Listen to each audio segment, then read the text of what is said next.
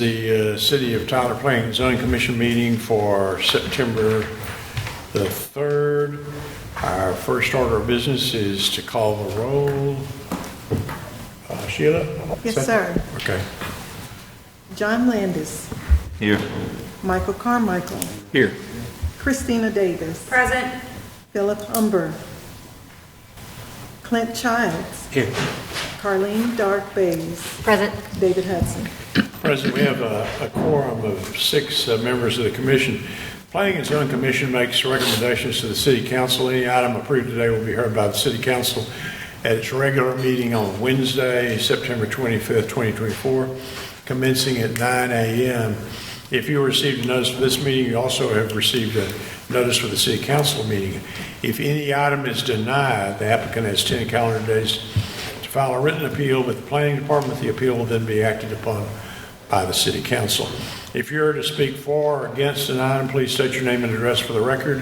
Comments should be limited to 5 minutes or less, although extensions of time may be granted upon request by the chair. At the conclusion of this meeting, we will have a workshop to discuss our next month's business, and that, like all meetings, is open to the public, and that will be held in the Tyler Development Center across the street at 423 West Ferguson Street in the large conference room.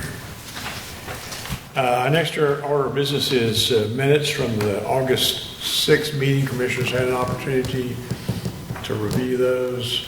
Any corrections, changes? Mr. Chairman, I move we approve. Second. Motion's been made and seconded to approve those minutes. Any discussion? If not, all those in favor say aye. Aye. Any opposed? Minutes are approved. Our first zoning item is Z24-024. Anna? Good afternoon, Commissioners.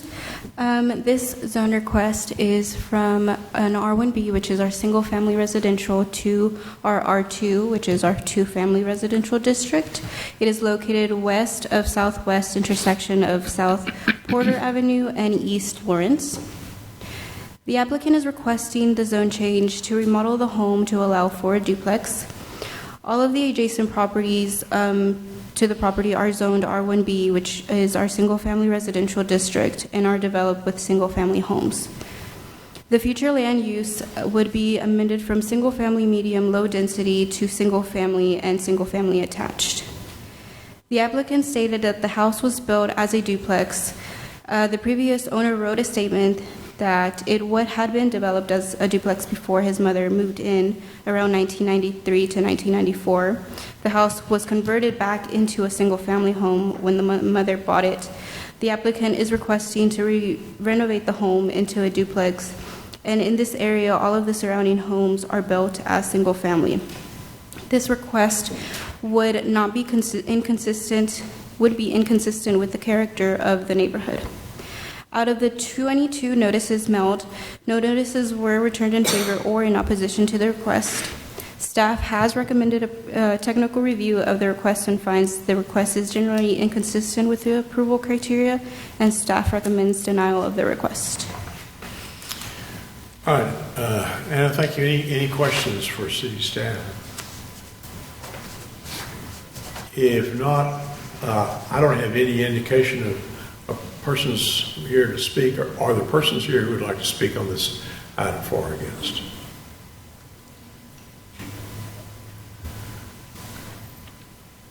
If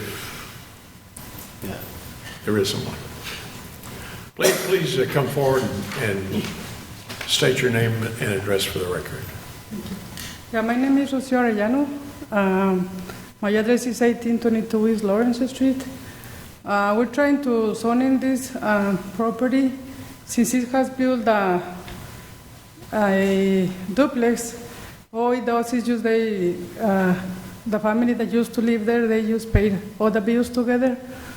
So we bought this house thinking of renting it out in the future. So we would like just to separate the bills, because it is already a duplex. Well, it's 2 units, so it's just 2 units paying the bills all together. So we thought it would be a good idea just to separate the bills. If, you know, All right, thank you. No problem. Any questions for thank you. this lady?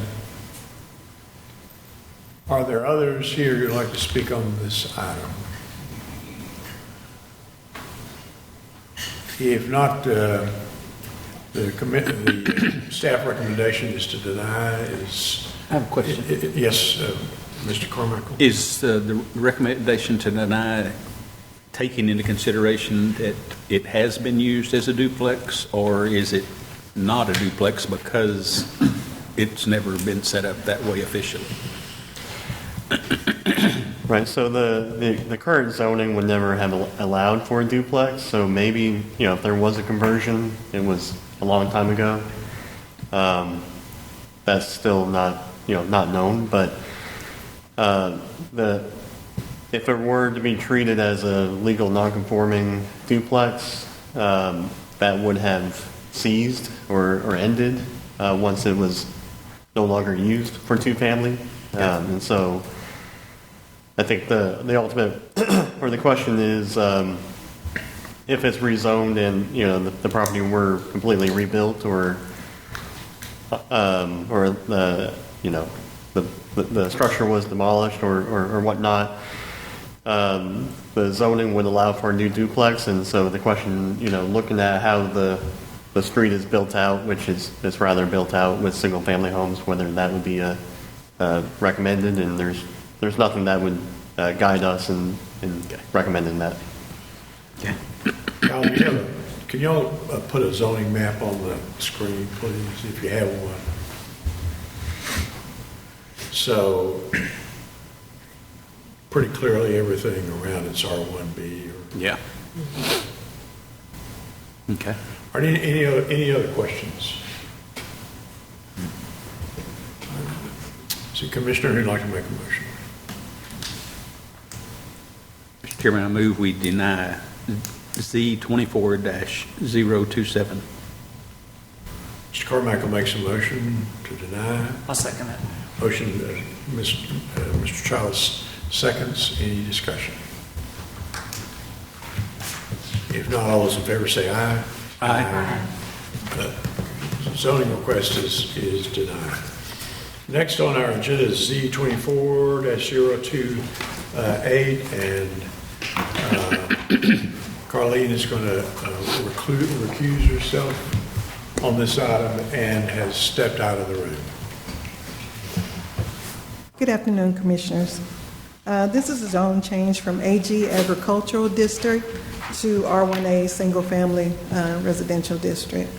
The applicant is requesting the zone change to develop the property with low-density single-family residential units on 10 lots containing approximately 23 acres of land located north of the intersection of Cumberland Road and Wilder Trail. The adjacent properties to the north and east are zoned Agricultural District, AG Agricultural District, and are undeveloped. The adjacent properties to the west and south are also zoned AG Agricultural District and are developed with single-family homes.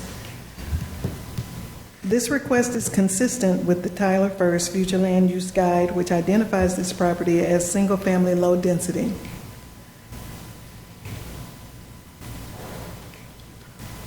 Of the 13 notices mailed, none were returned in favor and one was returned in opposition to the request, for a total protest calculation of 12.52%. The protests seem to be centered on the location of West Mud Creek on the map and their property line other than the proposed request. The applicant has contacted this property owner to alleviate their concerns and assure them that there would be no direct impact on their property line or zoning designation. Staff has performed a technical review of the request and finds that that the request is generally consistent with the approval criteria. Staff recommends approval of the request. Great, Sheila. Thank you. Any questions for Sheila? All right.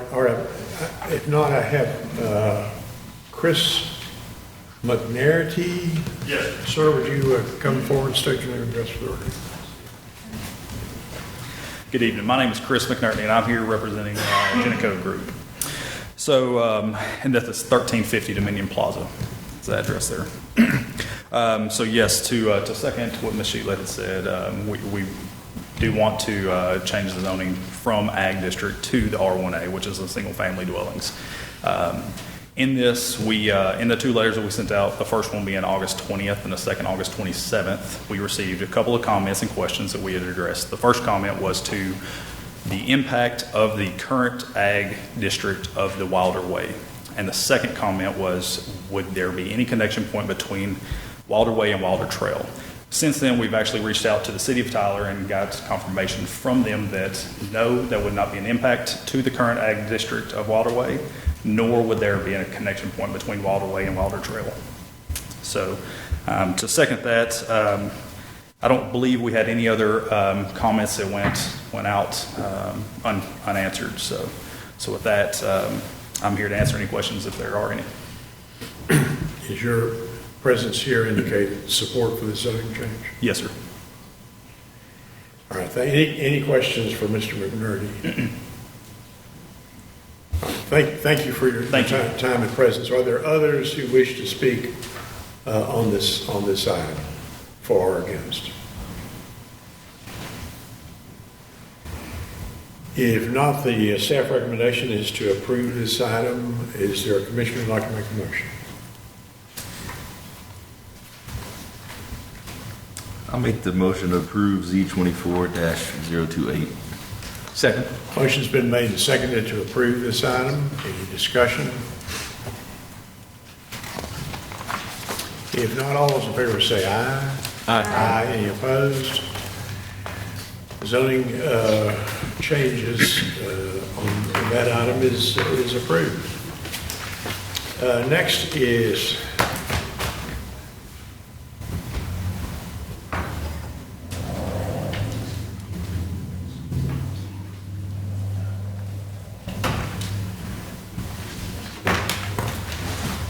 Ms.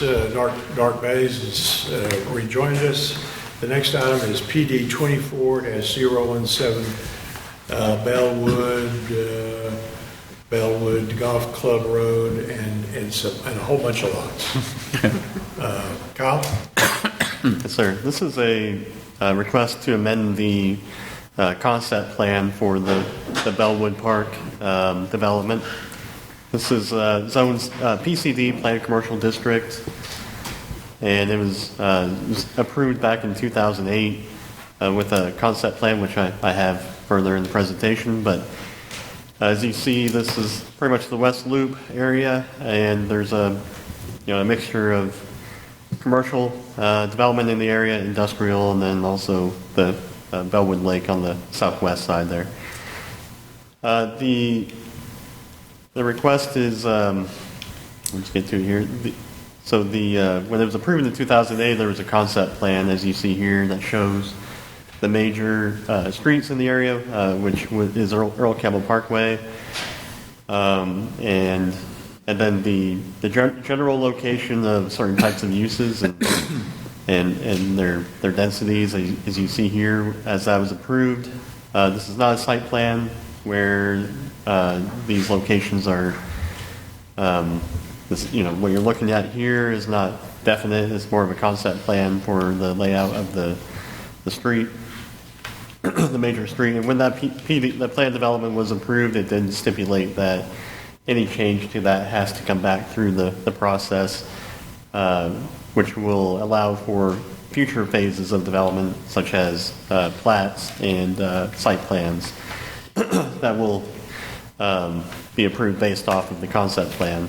So what you see here, this is what's being proposed. Largely, the east side is pretty similar, where it shows the more commercial area, more retail areas along the loop. This does include Robertson Road as it extends into the development, as you see there on the right side of the plan.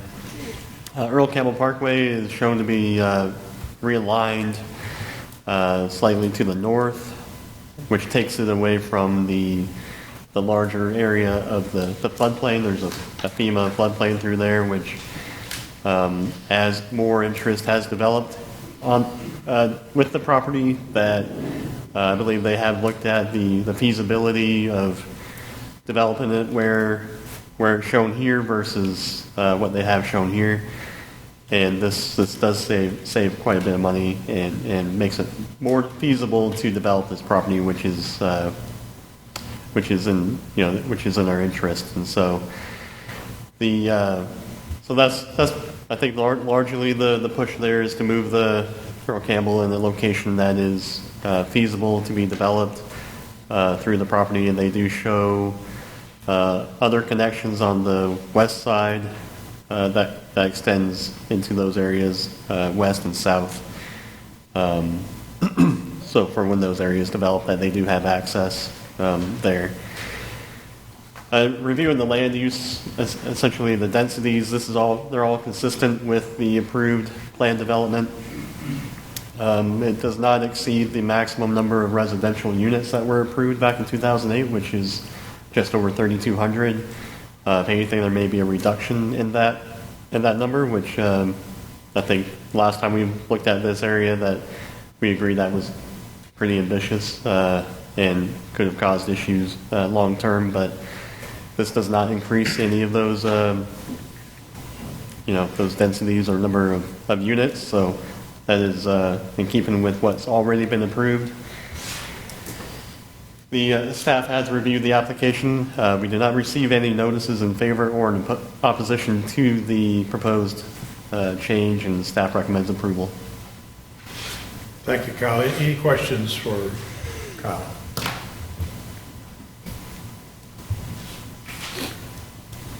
All right, if not, are there persons here who'd like to speak on this item for or against? Mr. Priestner? Thank you, Mr. Chairman. Mark Priestner, 1121 East Southeast Loop. Like Kyle said, this is it's kind of a dynamic plan in that with it being a concept, we've got to continually kind of look at it and update it based on real world conditions.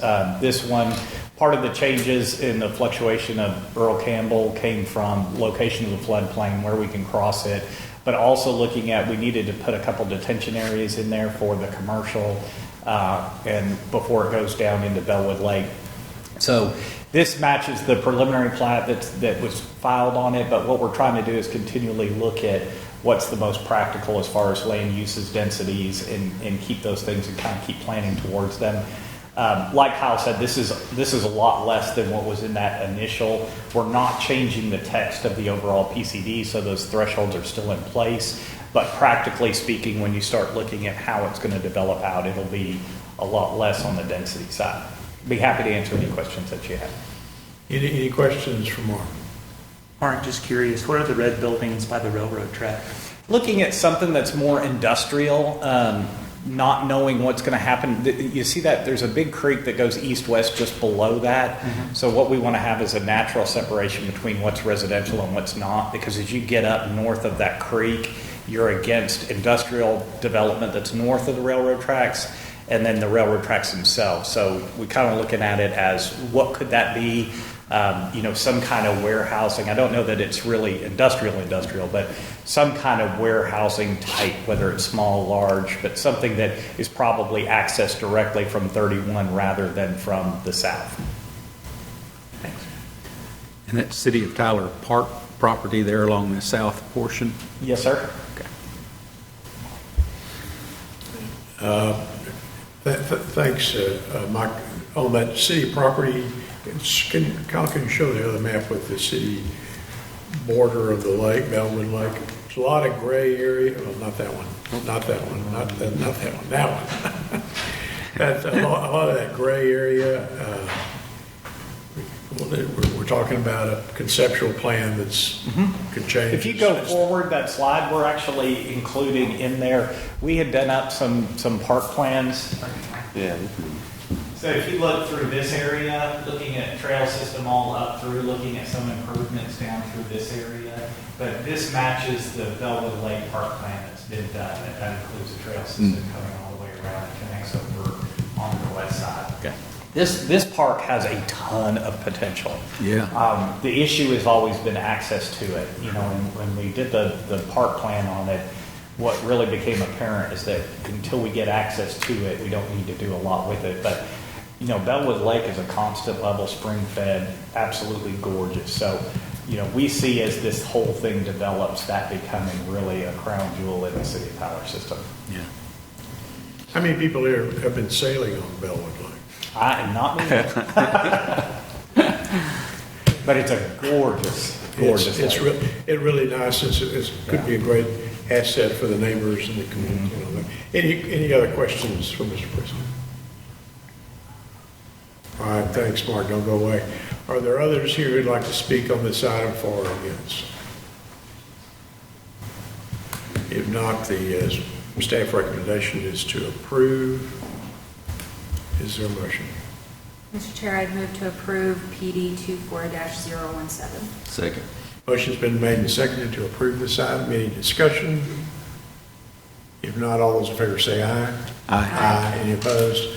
Item's approved. Next is PD 24-018, also Bellwood. Kyle? This is similar to the previous request. It was approved back in 2008 with the concept plan, but there were also use restrictions within that development where, and we've had previous requests to update those in the past. I think the past year or two, past couple of years, and those are largely because you know it was kind of a one size fits all where things like automated car washes or auto repair, like we have today, may not have fit within the entire development, but maybe parts of it, such as along the loop, made a little bit more sense. So the previous requests we have were to allow for some of those prohibited uses only along Loop 323. And so what we have today is a request to allow for auto repair and maintenance, specifically for a Brakes Plus facility. We'll get to that in a second. Auto repair only specific to the properties that have frontage along Loop 323, and with no outdoor display or storage. So there's still some limiting factors there. So you don't have that the outdoor display that I think they were initially trying to prevent. So this request is to allow for auto repair and maintenance uses within the Bellwood development, but limited to properties on 323. Staff has reviewed the request.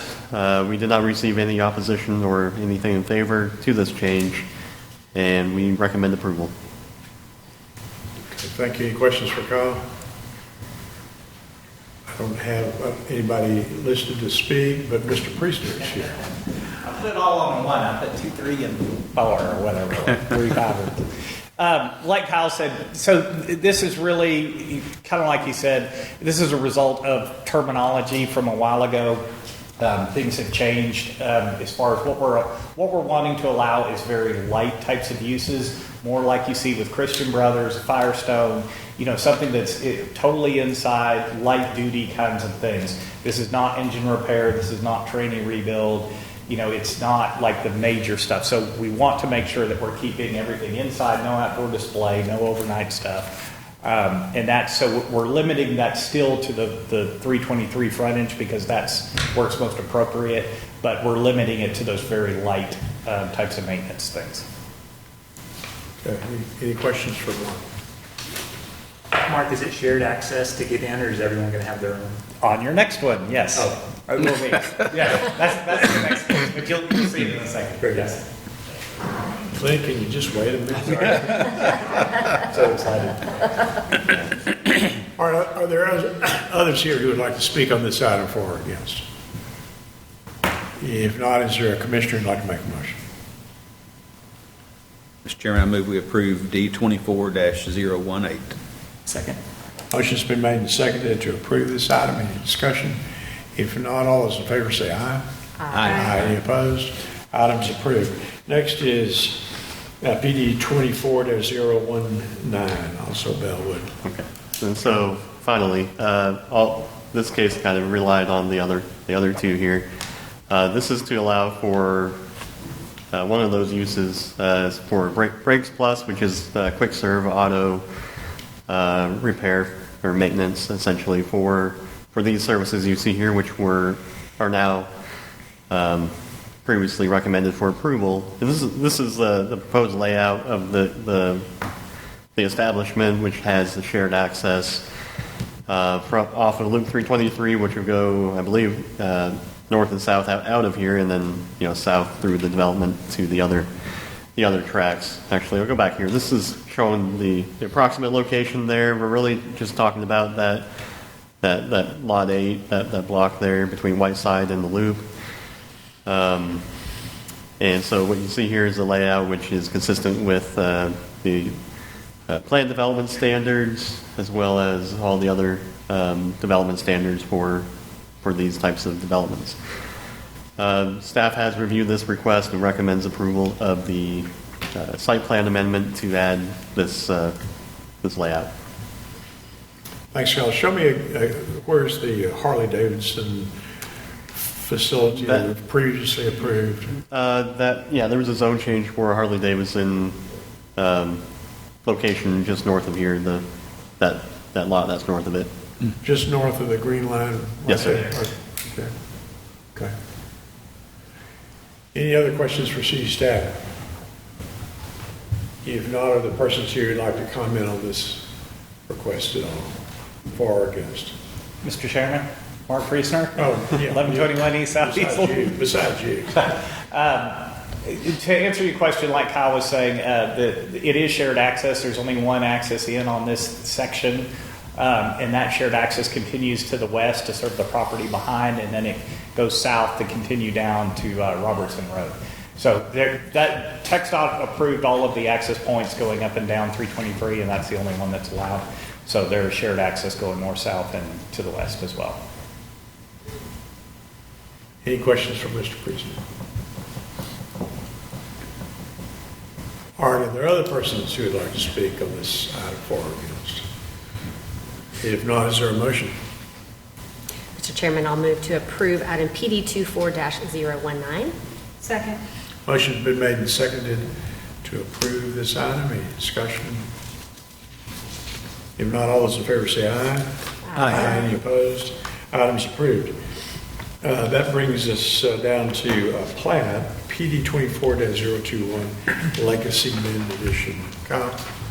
Okay, so just a little bit of a background here. The Planning Commission has not approved plats, at least for a year now, because of a change in state law. But the Unified Development Code still requires that the Planning Commission approve any variances to specific parts of the code. So if a plat is proposing, in this case, a cul-de-sac street in excess of 600 feet, the code does require that the Planning Commission approve of that. And so essentially, the question today is not approval of the plat, but it's approval of the variance to a development standard.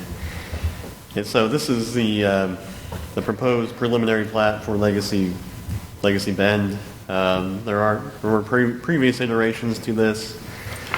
I just want to highlight this part here. This was previously approved as a cul-de-sac street, as you see here, in excess of 600 feet. I believe it was a couple of years ago that was done. And so that was an instance already within this development. These are large single-family lots ranging quarter acre to half an acre plus. And so when that was reviewed, I think some of the considerations with that one, Unit 5, were considering the number of lots that are serviced by that cul-de-sac street.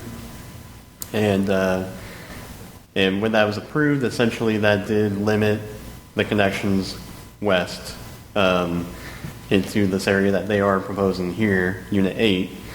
So this is kind of the new area of the preliminary plat where they are proposing a cul-de-sac street, 759 feet, or 759 and a half feet in length, which is 159 and a half feet more than the 600 foot maximum.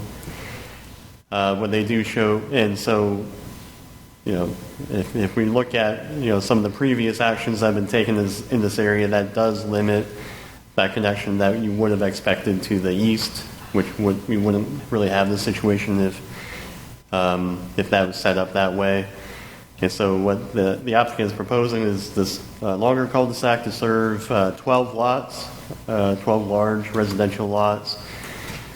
Kind of best practice is that you don't want to have more than 20 lots on the cul-de-sac, and so this is less than that, almost half of that, a little bit more than half of that. And so they are proposing that it is kind of curvilinear. It's not a straight shot, which is also a good thing to limit, straightaways and potential for speed. For the applicant to comply with the code, it looks like it would be some scenario where they would need to construct a street further south, as you see here, a little stub out, which would eventually, or maybe not, connect into Holly Tree Drive. Some of the scenarios where obviously the preference is to limit access and connectivity to, or limit or driveway access to Holly Tree Drive because it is a collector street. The scenario that we see here would still be questionable whether Unit 11 would have lots that only front Holly Tree Drive. I'm not sure if the applicant can speak to whether they would plan to maybe have a shared access drive for those properties. So we do have limited access on that street. Otherwise, this would provide a street to the south that those lots can be platted off of. In evaluating this request, I think what we're looking at or faced with is, we do have previous precedent in this area to have longer cul-de-sacs. One in particular in yellow there that does have an effect or have another impact on this area, and so it may be reasonable to look at that prior that precedent that has been set and approve of the cul-de-sac based off that and based off of the number of lots that are proposed and the arrangement of that street. That is not a straight shot, and it's only 12 lots. So those are the considerations that staff would propose for the commission to consider. The applicant is here. There are representatives for the applicant that are here to speak to the request and why they need the variance. Thank you. Any questions for Kyle? Is this a cul-de-sac with the island or just a? I believe it would just be just no island. It would just be a flat, turn around. Mr. Breedlove's here. Bob. Afternoon, Bob Breedlove, 1321 South Broadway. Here representing the developers Geneco Group. Just here for any questions, and Kyle did a good job of explaining it. I think you did a good job too. The circumstances are a little unusual, and under the circumstances, you think it's a practical or reasonable basis to grant the variance. We've got some drainage going through there as well that kind of shows up as a dash line running north-south that kind of impacts that. We had originally looked at a lot smaller lots, more lots, and a sort of a horseshoe-shaped layout, but it just didn't really fit with the rest of the subdivision, and we like these larger lots in this case. And what was the reason for not just taking that on out to Holly Tree? Well, the zoning is a little different as you get onto the Holly Tree, and we're not ready to build Holly Tree yet, although it'll be the next piece that gets built in there. Is there any consideration to that shared access for that development to limit the driveways? Oh, I'm sure there will be, yes, definitely, yeah. Holly Tree will be a collector there, and I think it'll be a little higher density, I would expect, along, but you never know, maybe one lot. All right, Bob, any questions for Mr. Breedlove? Bob, thanks for your time and presence here. Others you'd like to speak on this item? Others who have questions for the city staff? For the staff, I had a question. In the past, when we have not approved ones like this, has it been because of the number of lots that were included, whereas this one is very few lots versus some that we've looked at in the past that had double this amount or more? I think in the past it's been maybe multiple factors, not just the number of lots. I'd caution to make decisions based off of just the number of lots, even though that is a factor that I did mention. So it does, but I believe there are other considerations as well that you combine all those together. That that's where we're at. But I think other ones, yeah, they may have had more lots, but I can't think off the top of my head how many times they've been denied. And the reason was the number of lots. Okay. And although the area in the yellow circle is not a legal precedent, it's sort of a practical precedent in this case. Is that what you would say, Kyle, or is it just me saying that? I would say if yes, because if that exception was not granted, you would have expected to see another street going west that this could connect to. So practically speaking, one thing does lead to another in this case. Are there others who would like to speak on it? Yes, sir. Chris McNerney here with the Genico Group, once again, 1350 Dominion Plaza. To second on top of what Kyle and Mr. Breedlove have said, the yellow line kind of, that I guess it's hidden, sorry, Unit 5 kind of handcuffs the Unit 8 to our design due to the different zoning on Holly Tree. So we worked with several different layouts, and none of them really worked with the aesthetics of the current subdivision and the area. So just wanted to add that. So this is not your proposal and not your project. As a practical matter, you don't see any opposition to it? I'm sorry, could you? You don't see any opposition to it? No, sir. Other questions? Thank you. Are there others who'd like to speak on this item? If not, is there a motion? Oh, snuck up on me. Sorry. I'm gonna sneak out before there's any motion. Before we have a motion and a vote, Carleen is going to leave the room. Any other discussion now that Carleen's gone? Is there a motion? Mr. Chairman, I move we approve P24-021. Motion's been made and seconded. Any discussion? If not, all those in favor say aye. Aye. Any opposed? The variance is approved. Good luck with your project, Bob. The commission stands in recess.